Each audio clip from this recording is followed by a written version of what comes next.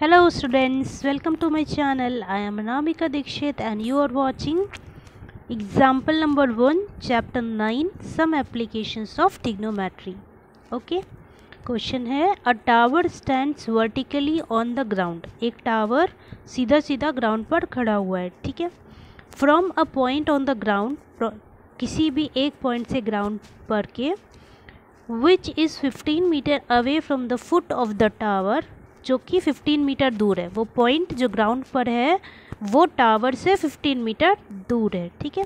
The angle of elevation of the top of the tower is found to be 60 degree. Angle of elevation दिया हुआ है 60 degree.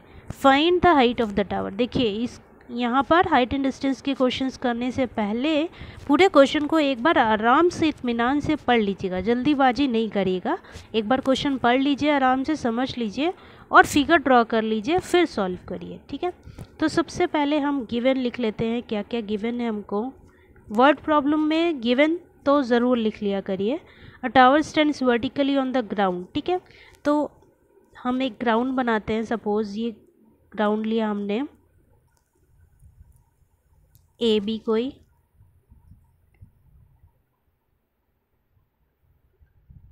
ठीक है.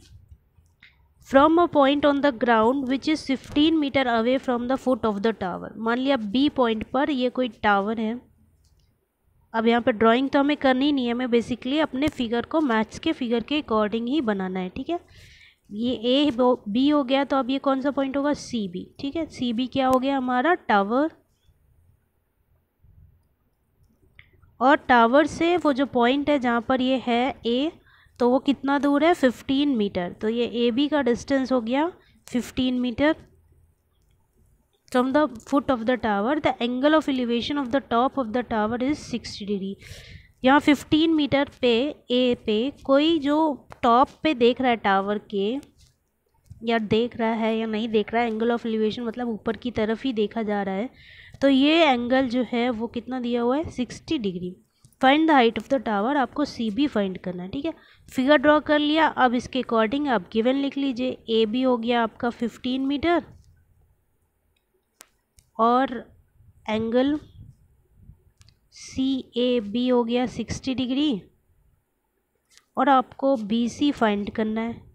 Height of the tower find करना है, B C find करना है. अब देखिए इंट्रोडक्शन पार्ट में जो बताया था, टॉप पे कोई चीज़ मतलब किसी चीज़ की हाइट फाइंड करनी है तो कैसे आराम से निकल आएगी. आपके पास ये राइट एंगल ट्रायंगल है, बी पे 90 डिग्री है. ठीक है.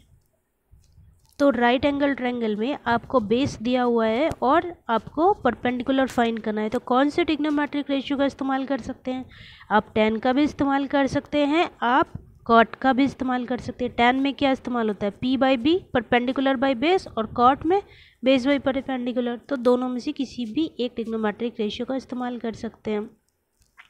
तो हम tan का इस्तेमाल करते हैं. tan 60.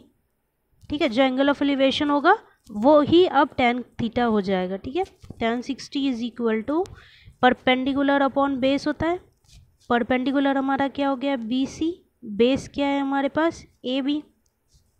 tan 60 की वैल्यू कितनी होती है, tan 60 is equal to B C by A B.